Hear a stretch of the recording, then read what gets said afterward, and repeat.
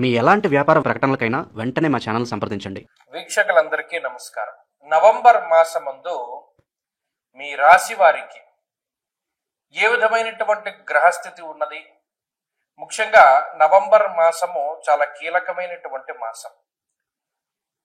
ఈ మాసమందు అనేక గ్రహాల తాలూకు స్థితిగతులు, ఉదాహరణకి అతిచారంలో ఉండేటువంటి గురువు తిరిగి వక్రగతిని ప్రారంభం చేయడం, చాలా కాలంగా వక్రగతిలో ఉన్నటువంటి శనేశ్వరుడు తన యొక్క వక్రగతిని పూర్తి చేసి మరలా రుజుమార్గంలో సంచరించడం, కుజుని యొక్క స్థితిగతులు, రవి యొక్క మార్పు, ఇలా అన్ని గ్రహాలు కూడా తమ యొక్క స్థానాలని కొంత ప్రభావితం చేస్తూ ఉన్నాయి. ఉదాహరణకి ఈ మాసంలో ఉండేటువంటి గ్రహస్థితిని గమనిస్తే 10వ తారీఖు దగ్గర నుండి బుధుని యొక్క వక్రగతి ప్రారంభమవుతుంది. అయితే ఈ మాసంలో బుధుడు వక్రించి ఉన్న రుజుమార్గంలో ఉన్న తులారాశిలోనే బుధుని యొక్క సంచారం ఉన్నది.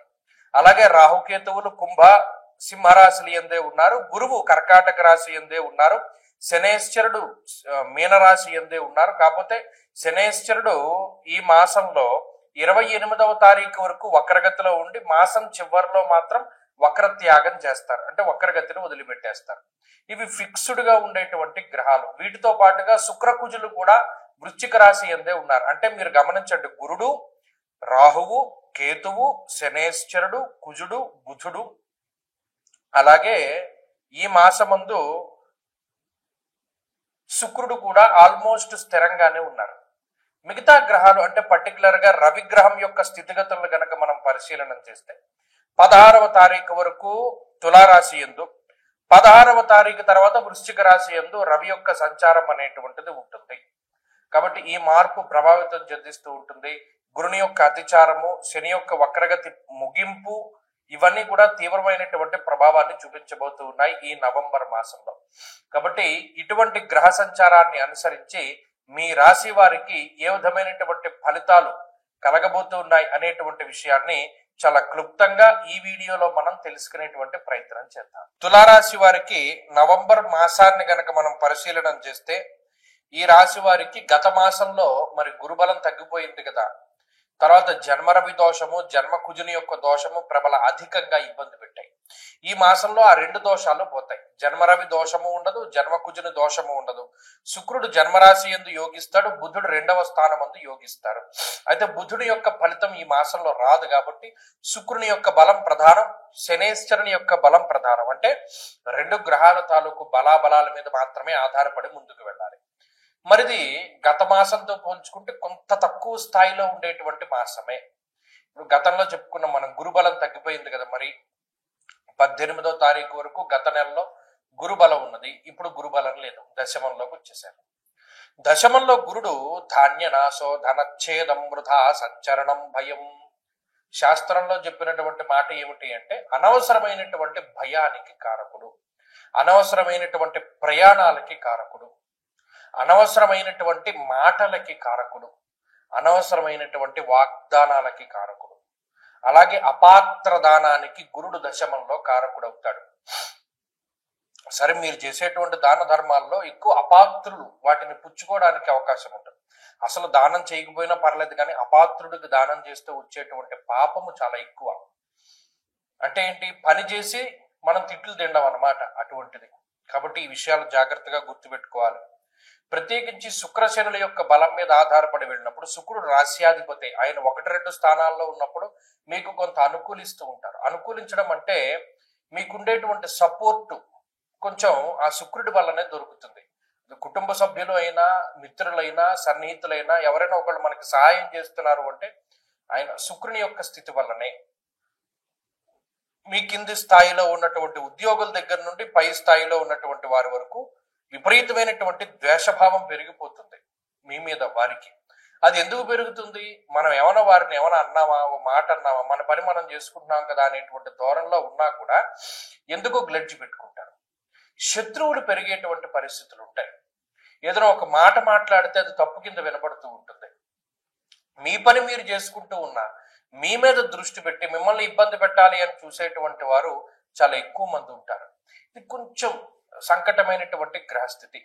కాబట్టి ఈ విషయాన్ని దృష్టిలో పెట్టుకోండి. ఏదేమైనా సరే షష్ఠ స్థానమందు శనేశ్వరుడు ఉన్నారు, నిలబడ్డారు మీకోసము.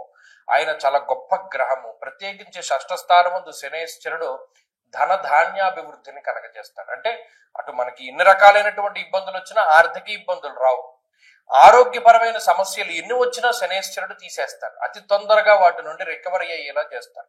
అవి రెండు ఉంటే చాలు నిజానికి. మరి మిగతా విషయాలు మానసికంగా ప్రభావాన్ని చూపిస్తాయి. కాబట్టి ఈ మాసంలో ఏదైనా ఒక పని చాలా డిలే అవుతూ ఉండడాన్ని మీరు గమనించవచ్చు. ప్రతి పని ఆలస్యం అవుతూ ఉంటుంది. ప్రతి పని మీకు మీరుగానే చేసుకుంటూ ముందుకెళ్ళాలి తప్పితే ఇతరుల యొక్క సహాయం అనేటువంటిది ఏముండదు దాంట్లో. ఈ విషయాన్ని ప్రధానంగా దృష్టిలో పెట్టుకుంటూ ఉండండి. అంతేగాక ఈ తులారాశి వారు ప్రత్యేకించి దక్షిణామూర్తి యొక్క ఆరాధన లేదు దక్షిణామూర్తి కవచాన్ని పారాయణ చేస్తూ ఉండడం. ఈ కార్తీక మాసంలో ప్రతిరోజు శివాలయానికి వెళ్ళి దీపం పెట్టుకుని దక్షిణామూర్తి స్తోత్రాన్ని చదవగలిగితే ఈ గ్రహస్థితి తాలూకు నెగిటివ్ వైబ్రేషన్స్ నుండి బయటపడడానికి అవకాశం ఉంటుంది. ఈ ఆశ్వీజ కార్తీకాల్లో ముహూర్తాలు ఉంటాయి. ప్రత్యేకించి నవంబర్ నెలలో ఉండేటువంటి పెళ్లి ముహూర్తాలు అంటే నిజంగా కార్తీక మాసంలో ఉండేటువంటి పెళ్లి ముహూర్తాలు అత్యంత బలమైనటువంటి పెళ్లి ముహూర్తాలు, దాంట్లో ఏమాత్రం సందేహం లేదు. అయితే చాలా మంది నన్ను అంటే ఈ మధ్యకాలంలో నేను ఎక్కువ విన్నాను. ఎందుకంటే ఇప్పుడు ఈ ఆగస్టు నెలలో పెళ్లి కుదుర్చుకుని అక్టోబర్ నవంబర్లో పెళ్లి చేసుకుందామండి, మా వాళ్ళేమో విదేశాల్లో ఉన్నారు, అక్కడ నుండి టికెట్లు బుక్ చేసుకోవాలి.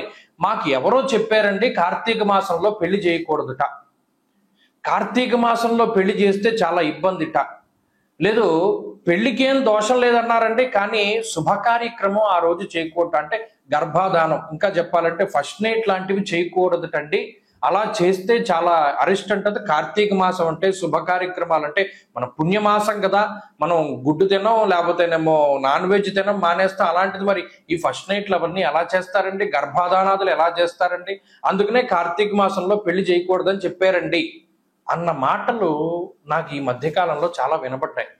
విస్మయానికి గురయ్యాను నేను. ఏమిటిది ఇంత వ్యతిరేకమైన ప్రచారం కనబడుతోంది. ఇంకొక ప్రచారం కూడా కనపడింది, అది ఇంకో వీడియో చేద్దాం అనుకున్నాను కానీ దానికి అంత అవసరం లేదు. ఏమంటే పెద్దవాళ్ళు పైన ఉండాలి, చిన్నవాళ్ళు కింద ఉండాలి తండ్రి ఇంట్లోనూ. మా ఊర్లో అందరూ చెప్పుకుంటున్నారు పెద్దవాళ్ళు పైనే ఉండాలి, చిన్నవాళ్ళు కింద ఉండాలంటే, అలా లేకపోతే అరిష్టం జరుగుతుందిట అని. ఇదేంటమ్మా ఇలాంటి వింత పోకళ్ళు ఎక్కడి నుండి వస్తున్నాయి? మీకు ఒక చిన్న సూక్ష్మం చెప్తాను వినండి. ఇప్పుడు పెద్దవాళ్ళ భుజాల మీదకి ఎక్కి పిల్లలు ఆడుకుంటారు, అవునా కదా అని అడిగాను. అవునండి, పెద్దవాళ్ళ భుజాల మీద ఎక్కి చిన్నపిల్లలు ఆడుకుంటారు. అంటే అప్పుడు పెద్దవాళ్ళు ఎక్కడున్నారు? కింద ఉన్నారు. పిల్లలు ఎక్కడున్నారు? పైన ఉన్నారు. అంటే పెద్దవాళ్ళు కింద ఉండాలి, చిన్నవాళ్ళు పైన ఉండాలి. అంటే గ్రౌండ్ ఫ్లోర్లో తండ్రి గారు, పై ఫ్లోర్లో అన్నగారు, పై ఫ్లోర్లో తమ్ముడు, ఆ పై ఫ్లోర్లో అందరికన్నా చిన్న తమ్ముడు, అలా ఉండొచ్చు. ఇంకొక రకంగా అసలు ఈ శాస్త్రం ఎందుకు పెట్టారండి అంటే పెద్దవాళ్ళు వయసులో పెద్దవాళ్ళు కాబట్టి మెట్లెక్కి అన్ని ఫ్లోర్లు పైకి ఎక్కలేరు కాబట్టి వారు కిందే ఉంటారు. వచ్చిన వాళ్ళ గురించి వాళ్ళు ఆరా తీస్తూ ఉంటారు. పెద్దవాళ్ళు కాబట్టి అన్ని విషయాలు తెలుస్తాయని వాళ్ళని కింద పెట్టారు. చిన్నవాళ్ళు పైకెక్కగలరు, శరీరం సహకరిస్తుంది కాబట్టి పైన ఉండాలి అన్నది కూడా వాస్తులో మర్మం. దీన్ని మార్చేసి పెద్దవాళ్ళు పైన ఉండాలి, చిన్నవాళ్ళు కింద ఉండాలని మొదలుపెట్టారు. ఇది నేను ఆశ్చర్యపోయినటువంటి విషయం. ఇంకొకటి, ఈ కార్తీక మాసంలో పెళ్లి చేయకూడదటండి, పెళ్లి చేసినా కూడా ఈ శుభకార్యం చేయకూడదటండి అని మొదలుపెట్టారు. ఎవడు ప్రచారం చేస్తున్నాడు? ఇవన్నీను తప్పు కదా. ఇప్పుడు ఒక విషయం చెప్తాను, గుర్తుపెట్టుకోండి. కార్తీక మాసము అన్నది నా కార్తీక సమో మాస, అసలు దాంతో సమానమైనటువంటి మాసం లేదు. దేనికి? దానం చేయడానికి.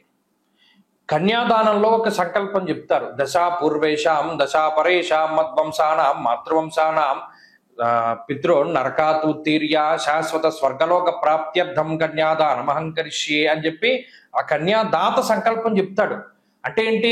ఇటు దశాపూర్వేశాం దశాపరేషాం అంటే 10 తరాల ముందు 10 తరాల తర్వాత ఉన్నటువంటి వాళ్ళు ధరించిపోవడానికి ఈ కన్యాదానం చేస్తున్నాను నేను. సాలంకృత సహిరణ్యోదక కన్యాదానం అహంకరిష్యే, అలంకారం చేసి కన్యాం కనక సంపన్నాం కనకాభరణైర్యుతాం అంటే అంత కనకాభరణాలతో కూడా అలంకారం చేసి దానం చేస్తున్నాను అంటే ఎంత ధరించిపోతారు. ఒక బంగారం దానం చేయడమే చాలా కష్టం ఈ రోజుల్లో. అలాంటిది అన్ని కాసుల బంగారము, అంతకన్నా విలువైనటువంటి అమ్మాయిని దానం చేస్తే కలియుగంలో, అందులోనూ కార్తీక మాసంలో ఈ 21 తరాల వాళ్ళు ఎంత ధరించిపోతారు. ఈ విషయాన్ని మానేసి కన్యాదానం చేయకూడదు లేదా పెళ్లి చేయకూడదు అనేటువంటి ధోరణి రావడం అనేటువంటిది చాలా పొరపాటు. కాబట్టి అది తప్పు. పెద్దవాళ్ళు పైన ఉండాలి అన్నది తప్పు. ఈ రెండిటిని కూడా మార్చుకోండి. పెద్దవాళ్ళు కింద ఉండాలి, చిన్నవాళ్ళు పైన ఉండాలి. కన్యాదానం చేస్తే, కార్తీకంలో చేస్తే 21 తరాల వాళ్ళు తరించిపోతారు. కాబట్టి కార్తీక మాసంలో నిరభ్యంతరంగా వివాహాదులు చేసుకోవచ్చును. దానికి ధర్మపరమైనటువంటి కామానికి ఏ విధమైనటువంటి లోపము లేదు, ఏ విధమైనటువంటి దోషము ఉండదు. ఎందుకంటే సృష్టి కార్యం జరగాలి, అది ధర్మబద్ధంగా జరిగితే అసలు బ్రహ్మగారు ఉన్నదే అందుకు, సృష్టి చేయమనే మానవులను సృష్టించాడు.